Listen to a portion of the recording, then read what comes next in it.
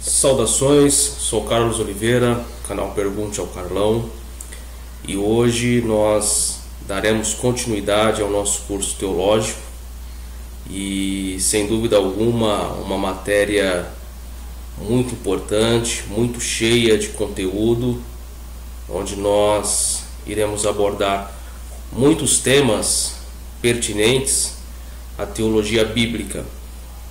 Se você que não conhece o nosso curso e está acompanhando a partir de agora, nosso curso teológico da Fundação Carlos Oliveira, em parceria com a editora Educação Cristã, é um curso teológico que apresenta 20 matérias fundamentais da teologia cristã. Nós dividimos esse material ou esse curso teológico dentro das vertentes básicas da teologia, como teologia sistemática, teologia bíblica, teologia prática e teologia histórica. E hoje nós iremos tratar de uma matéria que faz parte da teologia bíblica, a introdução ao Antigo Testamento. É um curso muito intensivo, um curso onde é fundamental a análise de todo o conteúdo, seja aqui em nosso vídeo, como também na apostila que nós disponibilizamos tanto no nosso grupo do WhatsApp, como também em nosso grupo do Instagram. É fundamental também que todos aqueles que estão acompanhando este curso, que estão acompanhando essas matérias, possam realizar de forma minuciosa uma separação dos itens, para que numa necessidade ou numa busca mais incisiva daquilo que você deseja estudar, haja uma maior facilidade de encontrar os pontos fundamentais. E hoje, na nossa matéria de introdução ao Antigo Testamento, nós iremos procurar apresentar de forma bem abrangente os pontos fundamentais do Antigo Testamento da Bíblia Sagrada. Se você não é inscrito no canal, aproveite essa oportunidade de se inscrever em nosso canal, Pergunte ao Carlão. Se você que já está inscrito e que ainda não acompanhou as matérias anteriores, acompanhe as matérias anteriores, tanto no card que vai aparecendo aqui acima do seu vídeo, como também aqui abaixo nas descrições. Nós temos as informações fundamentais para que você possa acompanhar diariamente todos os vídeos e, quem sabe, também participar em um dos nossos grupos de sala de aula. A introdução ao Antigo Testamento, ela é fundamental porque ela te traz uma ideia mais abrangente referente ao sagrado, referente às revelações de Deus e, claro, uma alusão plausível a respeito da pessoa de Jesus Cristo, e que nós iremos estudar na medida dos vídeos. E já iniciando o nosso curso, nós já podemos aqui iniciar aqui na nossa matéria, no slide, uma introdução referente ao Antigo Testamento. O arranjo em grego e em português dos livros do Antigo Testamento compõe-se por 39 livros. Os livros históricos, sendo 5 no Pentateuco, Gênesis a Deuteronômio, e 12 de história posterior, que vai de Josué a Esther, somando assim 17 livros. Poéticos, nós temos tanto as sabedorias de Salomão, como nós podemos observar os livros de Jó, Provérbios e Eclesiastes, como também ínicos, como Salmos e Cantares, totalizando os livros poéticos em 5. E proféticos da mesma forma, os profetas maiores, 5 livros, de Isaías a Daniel, e os profetas posteriores, 12 livros, de Oséias a Malaquias, totalizando 17. Vale ressaltar que essa nomenclatura, profetas maiores e menores ou posteriores, não representam significativamente a concepção de que um ou outro profeta tenha sido mais ou menos inspirado. Na verdade, é mais uma realização de tarefas onde determinado profeta ele teve mais conteúdo, mais profecias, mais impacto dentro de uma história geral. Por isso que existe essa concepção de profetas maiores e menores, não diretamente ligado às pessoas, mas sim ao conteúdo que cada um desses profetas realizou. No arranjo hebraico não são 39 livros, são 24 livros. A lei ou instrução são 5 livros de Moisés, que vai de Gênesis, no princípio, Êxodo, são estes os nomes, Levítico, chamou o Senhor, Números, o Senhor falou, e Deuteronômio, são estas as palavras.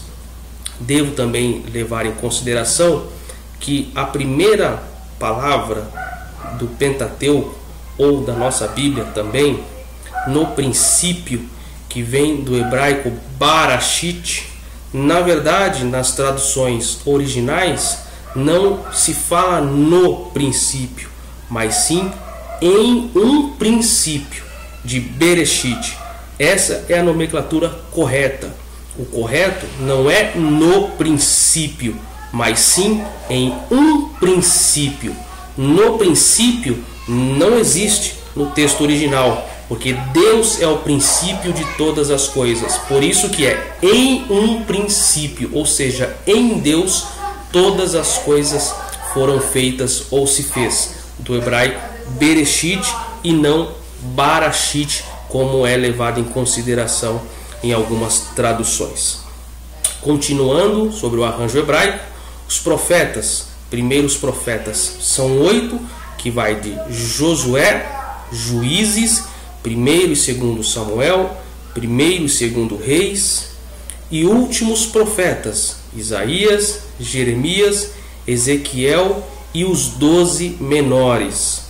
Também nós observamos as obras literárias, que são os livros poéticos como Jó, Salmos, o livro de louvor ou inário de Israel, Provérbios, os 5 rolos Cantares, lido na Páscoa, Ruth no Pentecostes, Lamentações na proclamação da destruição de Jerusalém, Eclesiastes nos tabernáculos e Ester na festa do Purim. E os de história, que nós podemos colocar em consideração, Daniel, Esdras, Neemias, Crônicas, tanto primeiro como segundo, correspondente como palavra do dia. Essa é a diferença do Antigo Testamento para uma introdução básica, tanto do arranjo conhecido por nós cristãos, que são 39 livros, como do arranjo hebraico, que essa divisão são de 24 livros. As línguas do Antigo Testamento, quase na sua totalidade, foi em hebraico, exceto algumas partes do Antigo Testamento, como por exemplo, alguns capítulos do livro de Daniel e aproximadamente 3 capítulos do livro de Esdras, como vocês podem observar no slide. Há também em um versículo no livro do profeta Jeremias, que estão inscritos não em hebraico, mas sim em aramaico. Sob o domínio grego sobre a Palestina, o hebraico era chamado de hebraios, ou com H, hebraios. Quanto ao texto hebraico, houve um cuidado excepcional dos escribas na conservação e transmissão do mesmo no espaço de 2000 anos. Leve-se em consideração também que é cientificamente comprovado e aceito que a tradição ou a tradução ou tradição ou uma transformação oral do texto escrito ela subsiste para as gerações e se preserva de forma correta em no máximo 1 ou 2 séculos. Isso referente à tradução oral, ok? Então, por exemplo, nós temos aqui um espaço de 2000 anos. É bem provável que muitas coisas que foram faladas ou conhecidas na tradição oral, muitas coisas foram sendo adulteradas com o tempo, e isso também nós devemos levar em consideração quando nós fazemos a leitura da Bíblia como um todo. Não obstante o zelo e o cuidado na conservação e pureza do texto, admite-se que alguns erros, como eu acabei de falar sobre essa questão da tradução oral, tivessem sido cometidos em transcrição dos manuscritos antes da época de Esdras e de seus escribas. O manuscrito mais completo que há na Bíblia hebraica, ele tem datação de 1000 anos, mas há manuscritos no século IV em grego. Houve, e então, uma das maiores descobertas já conhecidas por nós, a descoberta do manuscrito no Mar Morto, que data entre o século II e I antes de Cristo. Então, nós temos que levar em consideração esses fatos referentes não só ao Antigo Testamento, mas como nós estamos falando do Antigo Testamento, devemos levar em consideração também essa questão referente ao Novo Testamento. Há outras versões, né? E eu quero compartilhar com você também essas outras versões. O texto do Antigo Testamento chegou até nós em versões muito antigas, e isso deve ser fixado em nossa mente. Algumas delas confirmam, por sua vez, determinada exatidão. E uma das traduções mais importantes do Antigo Testamento é a tradução grega chamada Septuaginta, ou 70, que foi a primeira tradução grega do Antigo Testamento e teve como objetivo ajudar os judeus que estavam dispersos na diáspora, ou seja, comunidades que viviam em terras pagãs, cada vez menos familiarizadas com a língua original, o hebraico, e como ainda apresentar aos não-judeus os grandes valores da historicidade bíblica. E por isso houve essa necessidade, e por isso é tão importante essa tradução do Antigo Testamento para o grego, conhecida como Septuaginta. Foi um trabalho pastoral, podemos dizer, inclusive até missionário, e que trouxe grande relevância ao contexto histórico referente ao texto bíblico. Um autor do século II a.C., chamado Pseudo-Arísteas ou Pseudo-Arísteas, conta de maneira um tanto fantasiosa, podemos dizer assim, a origem desta versão. Segundo ele, o rei egípcio Ptolomeu Filadelfo, que foi ali, existente ou ativo dentro desse contexto histórico entre os anos 285 e 247 a.C., desejoso de ter uma biblioteca em Alexandria, ter nessa sua biblioteca uma cópia da lei de Moisés, ou Torá, podemos dizer assim. E esse Ptolomeu Filadelfo, esse rei egípcio, convocou ou mandou vir de Jerusalém, no caso, 72 sábios, que em 72 dias fizeram a tradução. A versão resultante foi depois chamada no valor simbólico da perfeição, referente aos 70, aludindo modo, vamos dizer, simplificado a 70 tradutores, ao invés de, no caso, 72 de Pseudo-Arísteas, que é, no caso, o número mais exato. Então, a primeira tradução do hebraico para o grego foi essa tradução conhecida como Septuaginta, ou a tradução que foi realizada por 72 sábios de Jerusalém em um espaço de 72 dias. até em função também dessa importância devido ao grego ser muito utilizado naquele período e em função disso essa grande necessidade. Então aí nós já temos uma ideia referente aos textos na sua linguagem original, hebraico e algumas parcelas em aramaico e também posteriormente a sua tradução para o grego.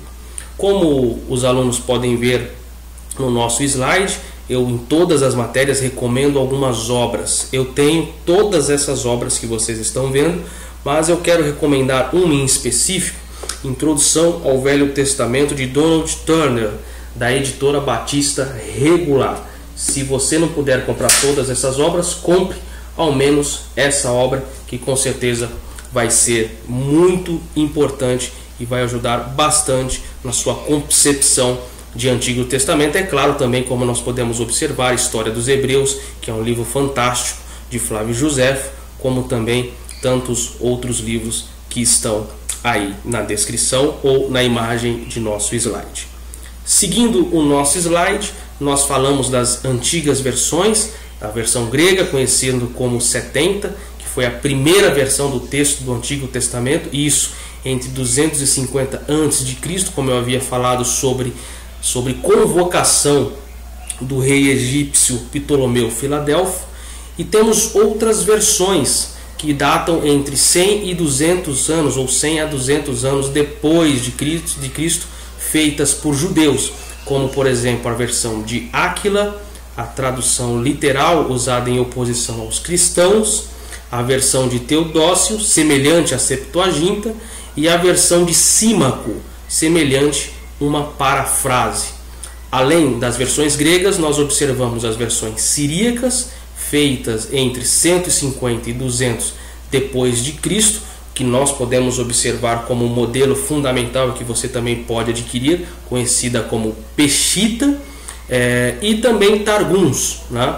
Muito antes de Cristo, como vocês podem acompanhar comigo no slide, as escrituras hebraicas foram provavelmente traduzidas oralmente. Lembre-se de que eu falei da tradição oral ou da tradução oral, dos riscos dessa tradução, que em muitos casos, em até 150 anos, pode ser preservada, e passando disso, muitas coisas podem ser alteradas, como por exemplo, aquela brincadeira que quando você era criança brincava na escola, o telefone sem fio, onde o professor trazia uma mensagem ao primeiro aluno da sala, e depois de essa mensagem rodar toda a sala, quando essa mensagem chegava no último aluno, ela chegava completamente diferente da mensagem que o professor falou. Então a tradução oral ela tem esse risco, porém em certo espaço de tempo ela sim pode ser preservada e levada em consideração. Então provavelmente traduzida oralmente, né, por meio de intérpretes públicos nas sinagogas, feito em aramaico, talvez datem do primeiro século de nossa era, como nós podemos observar o Targum de Onquelo, tradução quase literal do Pentateuco em aramaico, Targum de Jonatas, sobre os profetas, do terceiro século da era cristã, e uma outra versão também importante, as versões latinas, como a Vetus Latina ou Velha Latina, pertence ao segundo século da era cristã, sendo uma tradução literal da Septuaginta e não do hebraico. A versão de Jerônimo, ou Vulgata Latina, concluída em 450 depois de Cristo, não foi feita a partir do texto hebraico. Eu sempre falo isso, e aqui nos cards você observará nas matérias anteriores, como por exemplo a hermenêutica, a importância de termos isso em mente. As traduções que nós adquirimos, tanto de qualquer texto do Antigo como de Novo Testamento, elas não são traduções oriundas do seu texto original, mas sim das versões latinas, ou seja, sim de palavras latinas e não hebraica, aramaica ou grega. Nós recebemos uma tradução do latim e não das palavras ou dos textos originais hebraico, aramaico e grego. Isso deve ser sempre levado em consideração para todo estudante. É por isso que é fundamental uma análise léxico-sintática, uma hermenêutica adequada, uma exegese muito rica para que você tenha realmente o entendimento claro do que o texto está querendo dizer para nós hoje. Seguindo adiante, nós vamos entrar de fato dentro do contexto do Antigo Testamento, para nós termos uma introdução, para nós termos uma visibilidade fundamental e clássica do que o Antigo Testamento tem a nos apresentar. Então, primeiro, nós observando o período dos princípios. A primeira parte do Gênesis, ela encaixa distintivamente nas seguintes divisões: o relato da criação, como vocês podem observar, o universo e seu conteúdo, o homem e sua habitação. Segundo, a queda do homem e suas consequências, a desobediência e expulsão do homem, Caim e Abel e a geração de Adão. Terceiro, o dilúvio, o juízo de Deus sobre o homem, a preparação para o dilúvio e o momento do dilúvio. Quarto, o novo princípio do homem, a aliança com Noé, Noé e seus filhos, a Torre de Babel, Sem e seus descendentes. Então, nós já podemos ter uma ideia desse período de princípio, onde nós observamos ali logo nos primeiros, digamos, 6, no máximo 10 capítulos, ou 11, podemos dizer assim, antes de Abraão, que nós vamos falar na sequência, 11 capítulos primeiros de Gênesis, nós observamos todo este conteúdo. E realmente é muito pouco, levando em consideração tantas coisas que a Bíblia nos apresenta. 11 capítulos é muito pouco para nós termos uma visão ampla referente à criação, queda, consequência de pecado, dilúvio e toda a humanidade, toda a concepção da humanidade. Isso que também nós não levamos em consideração o livro apócrifo ou não canonizado de Enoque, que também traz informações muito interessantes referente a esse período, como por exemplo os nefilins, como por exemplo os vigilantes e tantas outras informações que podem trazer para você grande conhecimento e te fazer pensar referente às muitas informações contidas nesse período inicial do Antigo Testamento, da criação até o princípio do novo homem não na sua formação, mas referente à sua oportunidade de continuar subsistindo na terra que Deus criou. Então, essa é a primeira parte a ser levada em consideração quanto ao Antigo Testamento, esse período do princípio. E nós, antes de entrarmos de fato, nós temos que falar muito também dessa questão da canonização. A palavra canon ou canon, ela está vinculada a um termo semita, que significa caneb ou cana, e tem no grego o sentido análogo de vara linheira, que foi empregada na filosofia grega com significado ou uma significação transposta de fio condutor, regra, norma ou padrão, né? Conservando assim um sentido mais usual do termo. E nesse mesmo sentido, nós temos que entender que há uma sequência, por isso que é o cânon, um fio condutor, uma linha condutora, uma matriz condutora, uma régua condutora que sistematiza os livros ponto a ponto dentro de uma situação organizada. Essa é a palavra canon, que vem, como eu falei, de um termo semita, que é caneb, que significa cana, e que para o grego fio condutor. Isso é o canon, isso é o que significa a palavra canon. Levando aqui em consideração, já que nós tivemos uma visão referente ao período do princípio, ao período mais conhecido como o relato da criação, de queda do homem, do dilúvio e do novo homem, nós podemos ir adiante nas próximas informações, e aí nós entramos a partir do capítulo 12 de Gênesis na idade patriarcal. E essa parte, né, da questão patriarcal, ela é muito interessante, porque daí existem os desdobramentos sobre o povo judeu, o povo hebreu, o povo que parte de Abraão e que se torna o povo escolhido de Deus, tá? E lá em Gênesis, a partir do capítulo 12, nós podemos ter essas divisões fundamentais dentro da esfera de Abraão. Então, de Abraão estabelecido em Canaã, nós temos a transição desde Harã e Siquém, Betel e o país do sul, a permanência em Egito, a separação de Abraão e Ló, a terra prometida, o resgate de Ló e a bênção de Melquisedeque para Abraão. Então nós observamos nessa primeira parte de Gênesis 12 até Gênesis 14. De Gênesis 15 nós começamos a ter um vislumbre de muitas promessas começando a se cumprir na vida do patriarca Abraão.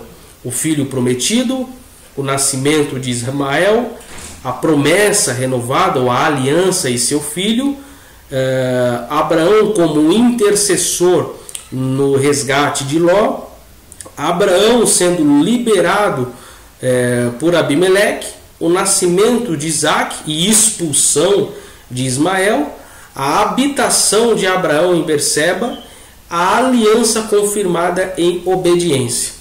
Dentro desses pontos nós podemos falar muitas coisas, e eu até posso dividir algumas coisas. É claro que o tempo não nos dá essa condição de dividir tudo o que a gente tem, mas nós podemos observar aqui, como por exemplo, a concepção do surgimento das sinagogas que nós conhecemos hoje, ou que nós conhecemos desde os tempos de Jesus, que é referente à questão do resgate de Ló, né, referente à sua salvação, podemos assim dizer, de Sodoma e Gomorra.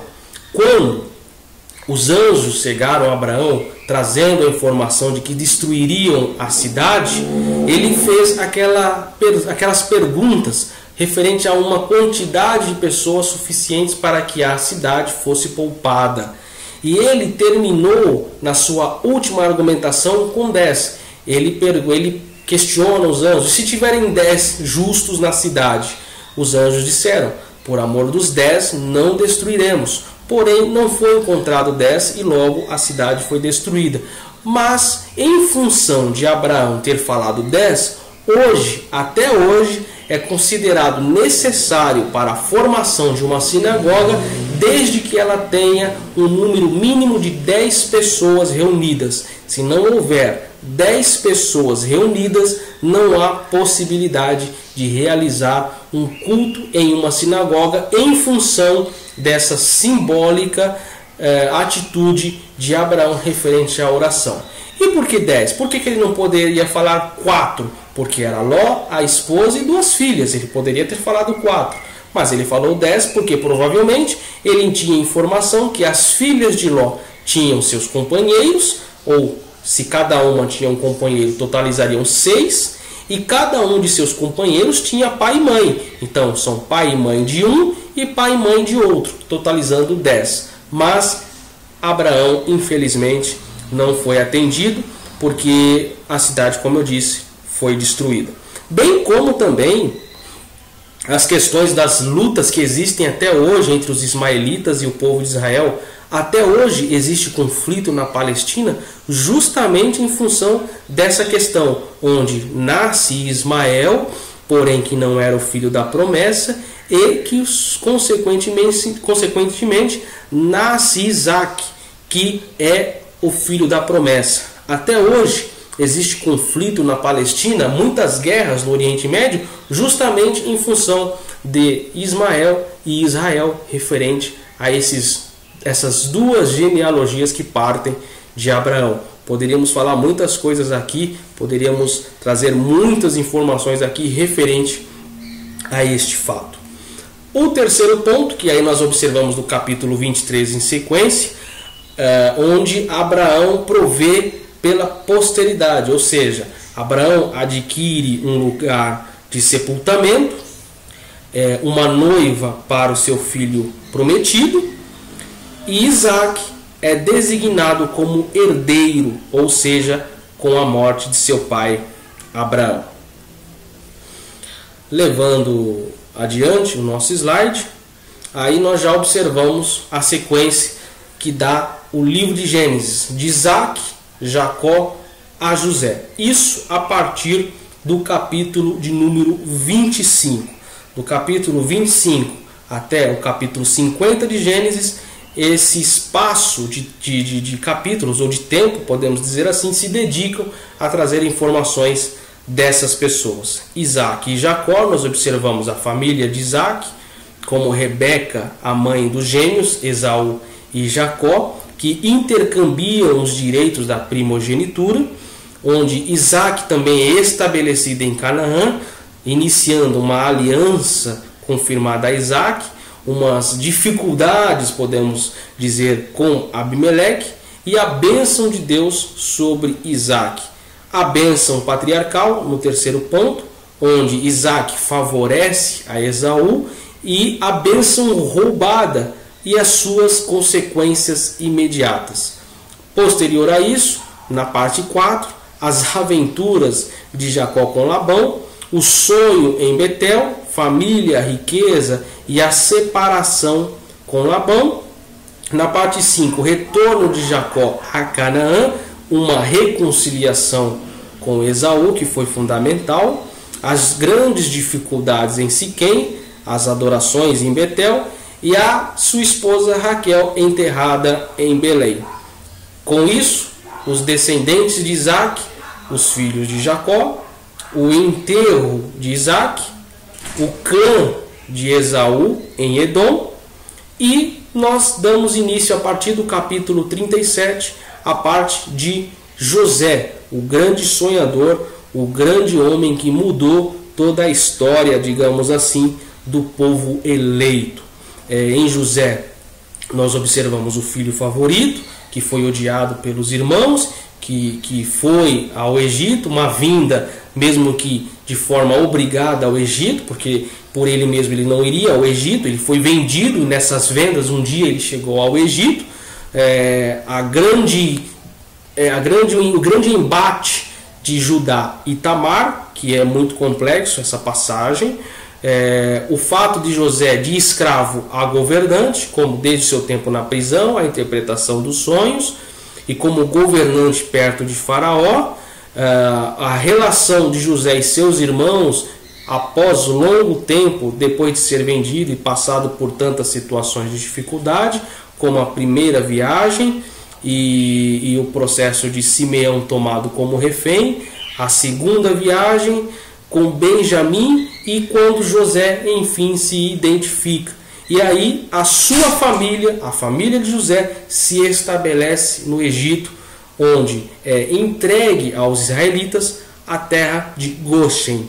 As bênçãos patriarcais, o sepultamento de Jacó em Canaã e a esperança de José para Israel. Aí se encerra o período, digamos, patriarcal.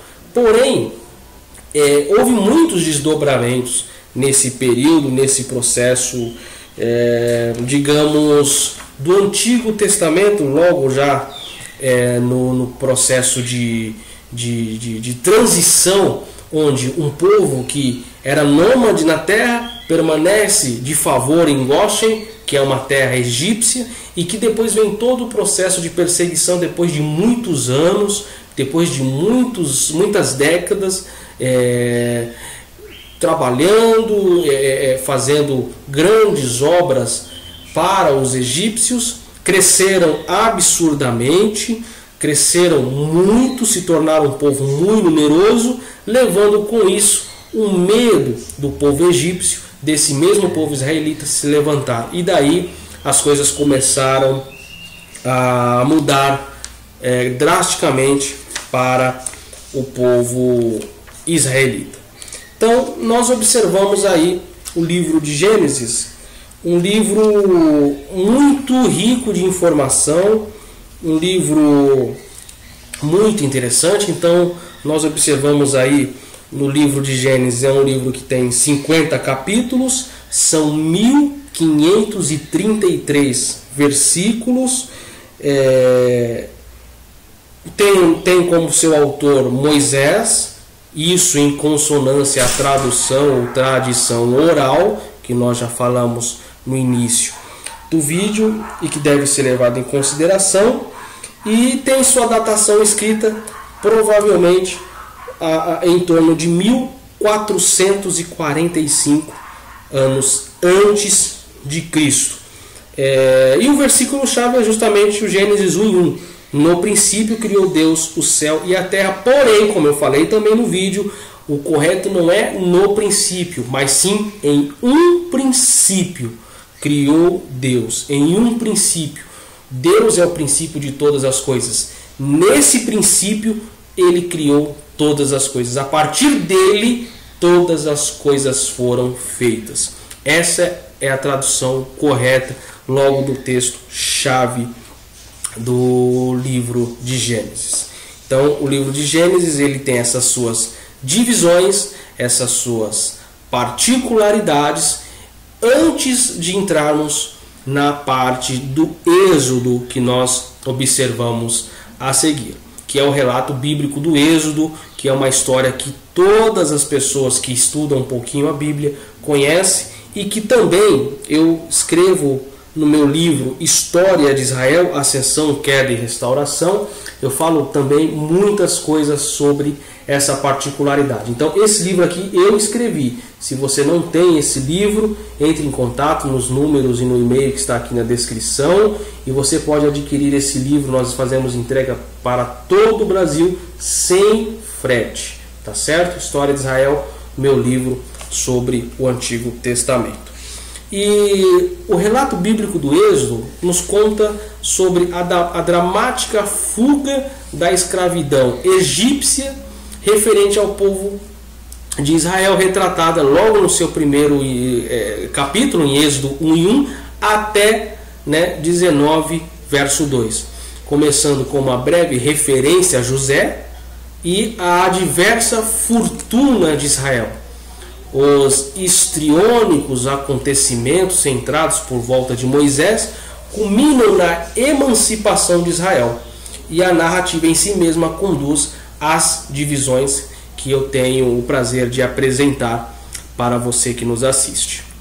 E como Israel livre da escravidão, as condições difíceis no Egito, Moisés referente ao seu nascimento, educação e chamamento, o enfrentamento com o faraó, a Páscoa dos judeus já no período da saída, e desde o Egito até o Monte Sinai, a libertação divina, o caminho do acampamento no Sinai. Êxodo, para você que não sabe, significa saída espontânea de um povo de um lugar para outro, saída, emigração.